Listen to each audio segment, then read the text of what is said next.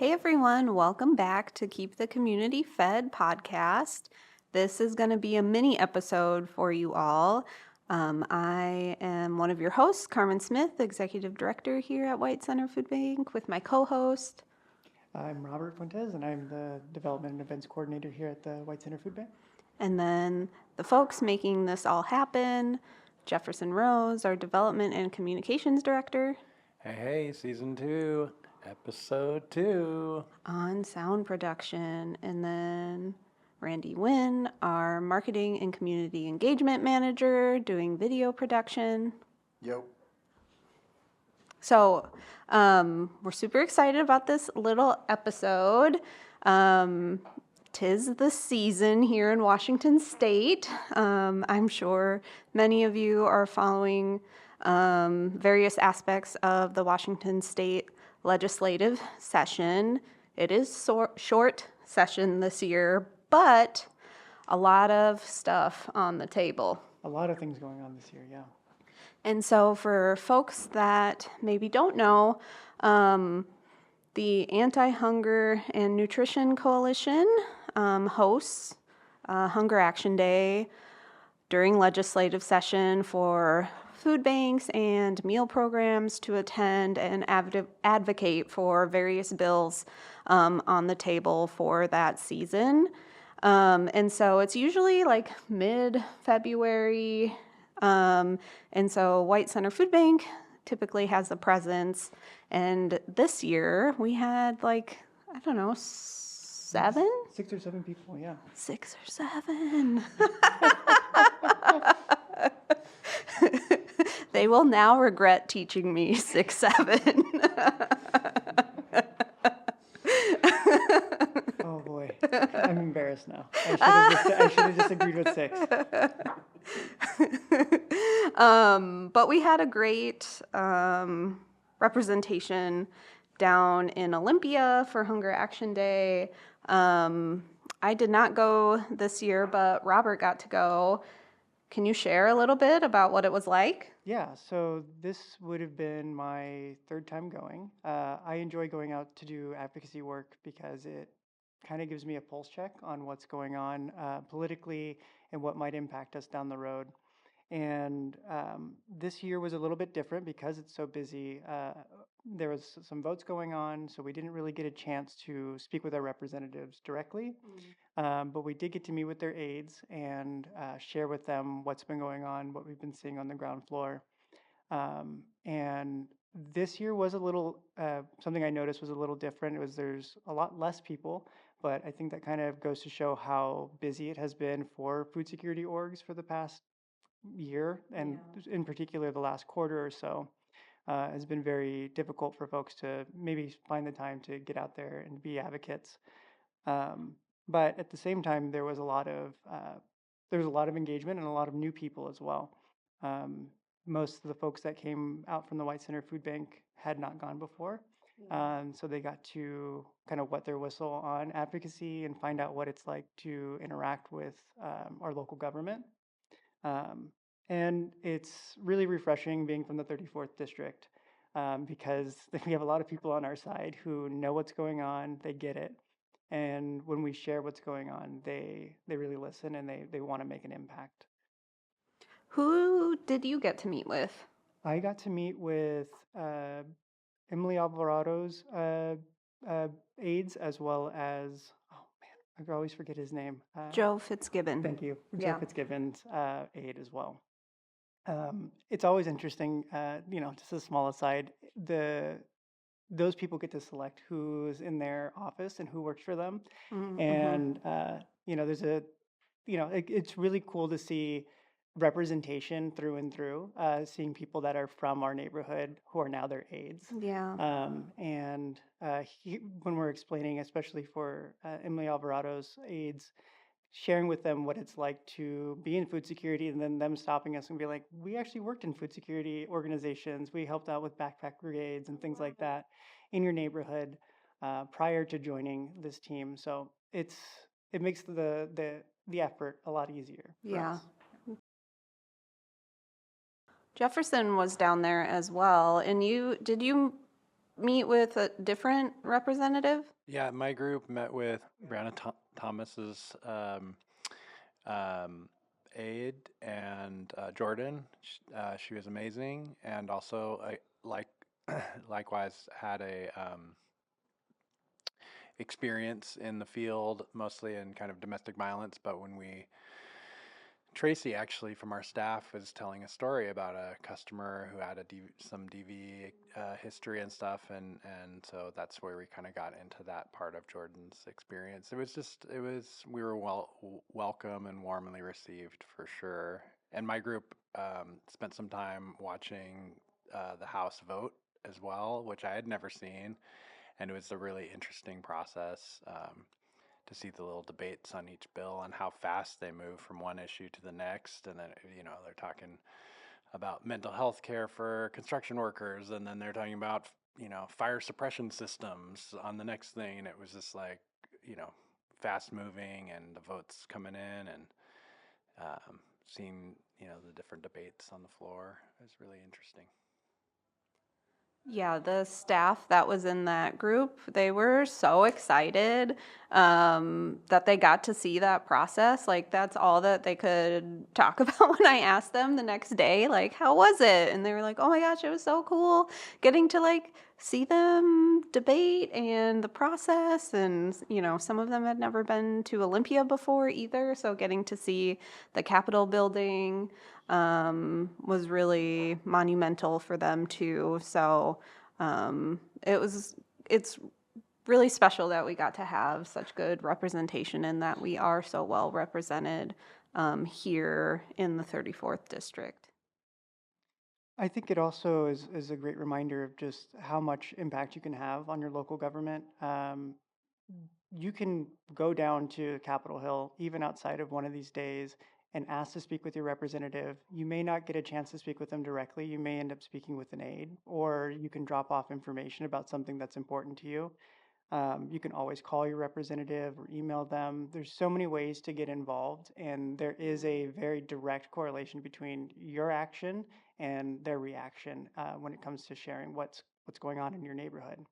I feel lucky to be able to be an advocate for food security, but there are other things that I hold close to my heart that are currently being debated in Washington, and it's great to be able to know, oh, I can just pick up a phone and call somebody and let them know, here's my perspective on this, and it's up to them to kind of work with that, and sharing what it's like to be a constituent with your representative is very important. Yeah.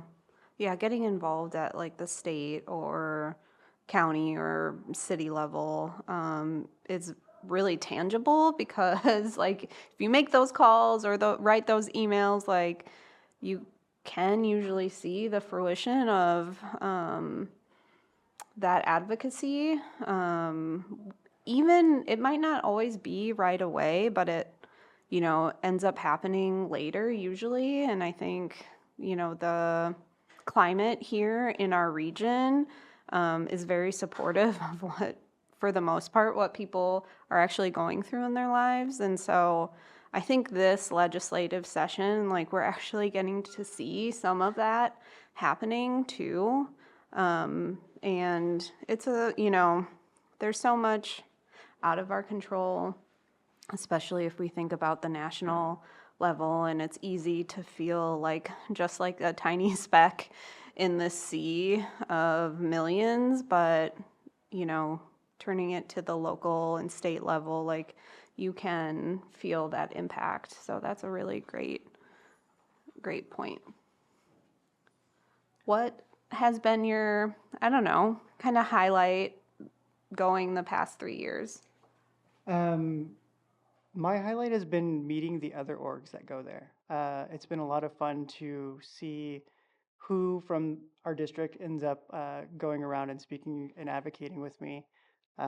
This last year, or so this year, I got to team up with Vashon Food Bank, Rainier Valley Food Bank, and some folks from the Lifelong Chicken Soup Brigade.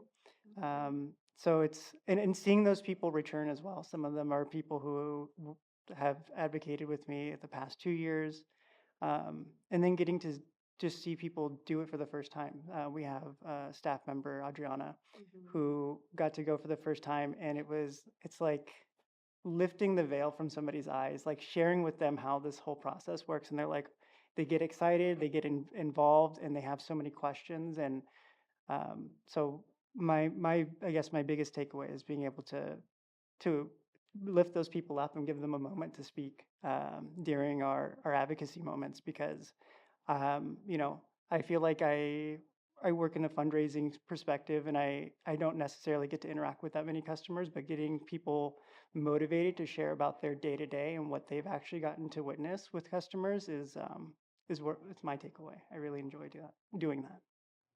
Yeah, that's what it's all about to me, is like just getting more people involved and comfortable with the process, because it's can be super intimidating, like especially I remember my first time like looking at the handout and being like, okay, I'm talking to like an elected official, and am I going to say the right thing? Am I going to like you know, I don't know. It can be very intimidating, but once you do it, and recognize like they work for us, so And they're people too. yeah.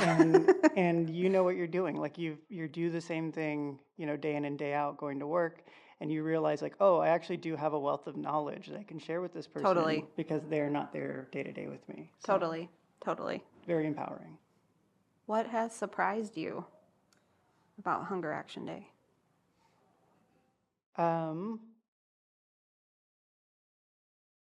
The continued effort from the community, again, seeing those people return year after year, um, I it's hard to stay motivated when things are rough. It's hard to stay on track when things are rough, and as much as I think we've had a lot of really great gains within food security, or attempts to meet people where they're at,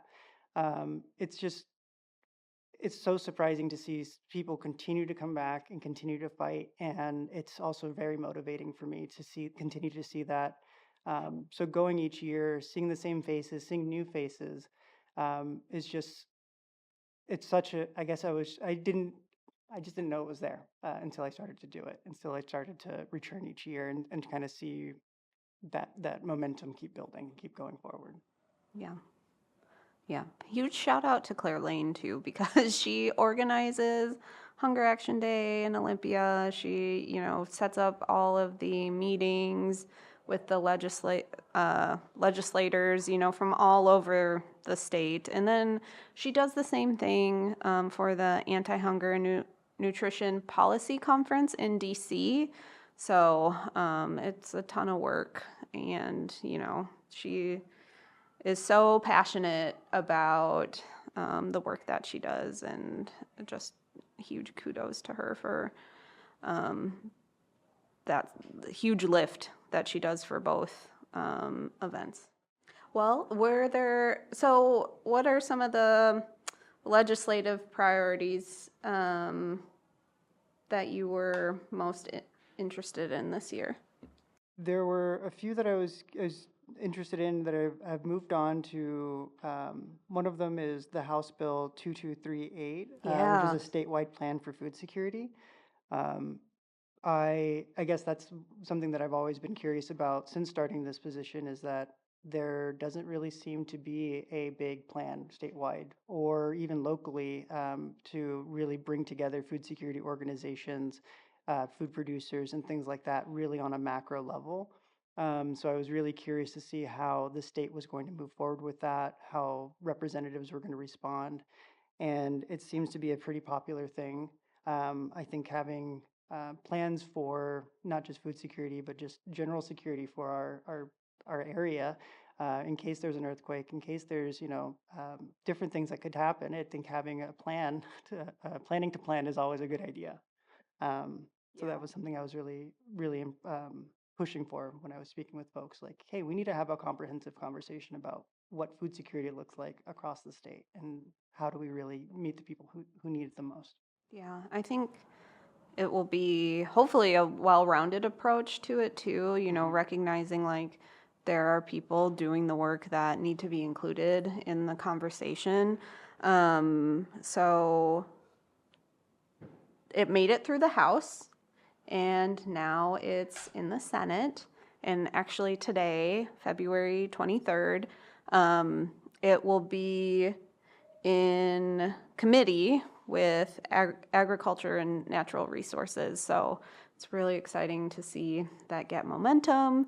And I know Representative Reeves is one of the co-sponsors of that bill, and she's a huge food security advocate. You know, we got to see her do kind of like the keynote at some event we were at earlier this year, but she shared her story, and it is, she has lived experience.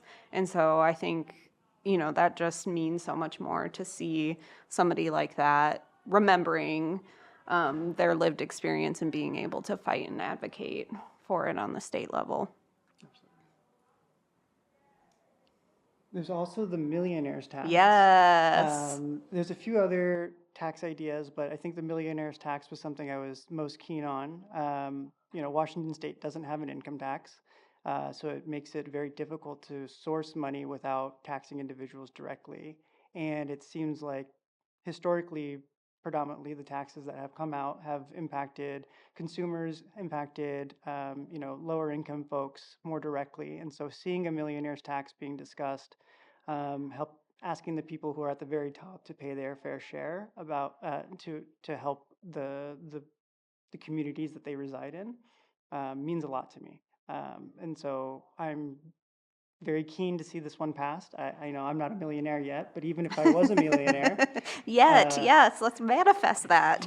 but even if I was a millionaire, I think paying 9% for every dollar I make over the million is totally reasonable. I don't see any problem with, you know, paying that small amount.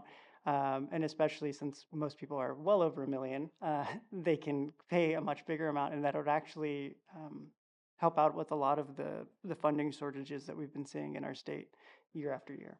Yeah. It is crazy to me that we live in a state with so much wealth, and we have the second worst tax system in the United States, only behind Florida. And that should make anybody feel really disappointed in our situation, because that is just crazy. And I think last year I went down to Olympia by myself for an advocacy day on this. And so it is really awesome to see that, you know, it feels like a long time, but really it's only been a year, and to actually see some momentum build on that, and, you know, having leaders also recognize the importance of it. And it's less than 1% of the population, but it's going to raise $3.5 billion.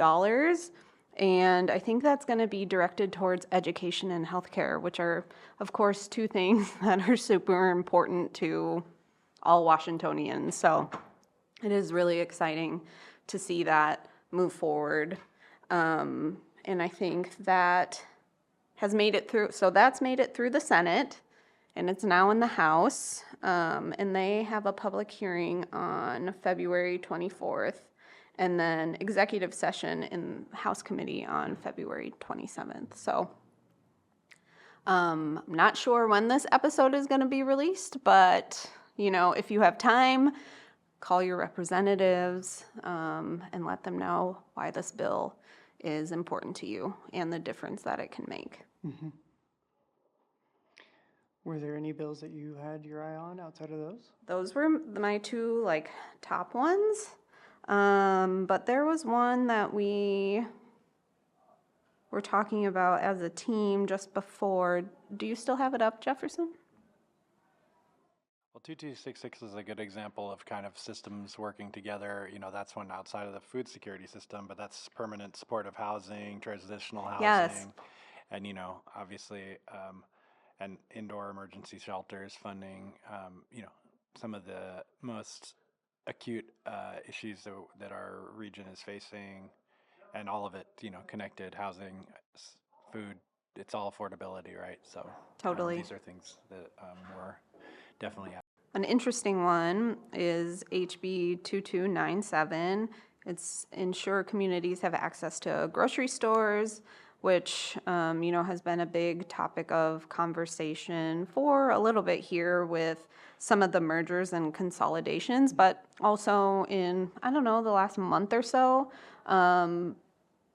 with the closing of, what is it, Amazon Fresh in the Central District, and effectively like creating really deep food apartheid in that neighborhood. So this is to, let's see, that the legislature has the tools to protect existing stores, encourage new development in underserved communities, providing targeted, locally controlled tax incentives, and prohibit use restrictions on property that limit development of grocery stores. Yeah, and that one is currently in the House Rules Committee, so we'll see. Yeah, fingers crossed. But this is, we've got a list here from Hunger Action Day of a list of priorities and things like that. And my focus is always typically food centered, especially when I'm at work.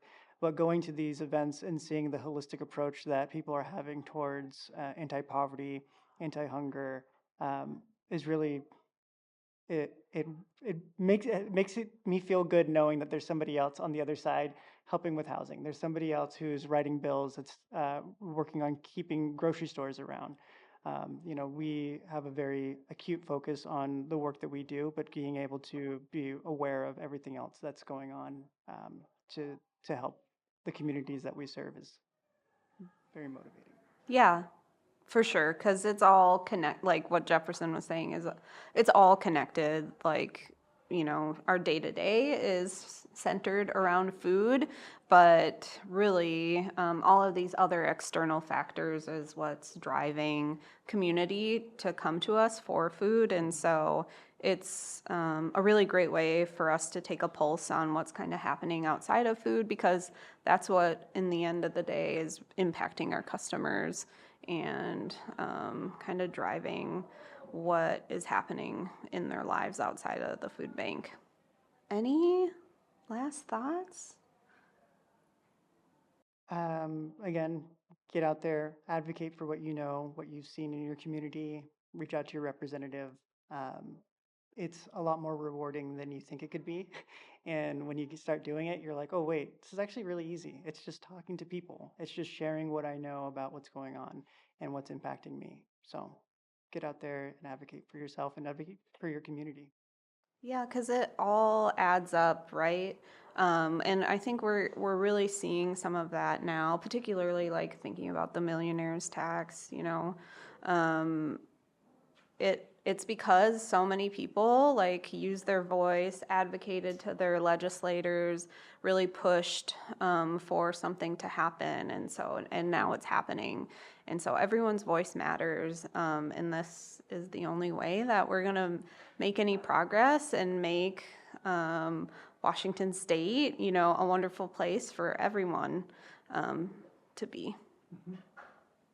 And I'll just add, for those listeners out there that may have lived experience, that's so important to share with the legislators. It's awesome that, as food bank representatives, we can go and talk about what it's like at the food bank, but it's even more powerful when there are the stories from people that are experiencing what's happening. So encourage everyone to come down to Hunger Action Day next year and testify. Yeah, join us. And just know that, maybe we're not talking about it publicly all the time, but internally here at White Center Food Bank, a lot of these things that are happening in community are things that we are often thinking about and talking through as a team together. So we're very much in solidarity with the community and what's happening. And please, let us know if you're interested in coming to Hunger Action Day next year. It's usually mid-February.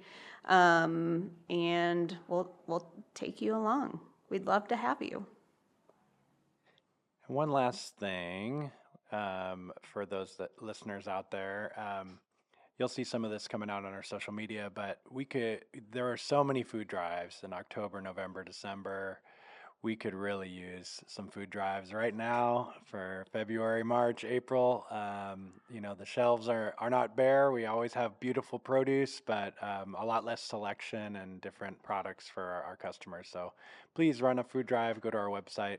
There's an easy guide right there for you. Yeah, you can make it fun, make it a competition with your friends or your colleagues or, your office departments. We've seen people get really creative about, how they do a food drive. And so the team has created a great resource guide for you on our website. So go to whitecenterfoodbank.org and learn more. Thank you. And do we have any other announcements before I close this out? Any upcoming events? Not that I can think of. We had a great volunteer appreciation event over the weekend. That was really fun. Good job, team, putting that together. Okay, that's going to conclude this mini episode of Keep the Community Fed. Make sure you follow us wherever you get your podcasts, and then you can follow us on social media. We're at White Center Food Bank on Instagram, Facebook, and YouTube. Thank you. Thank you.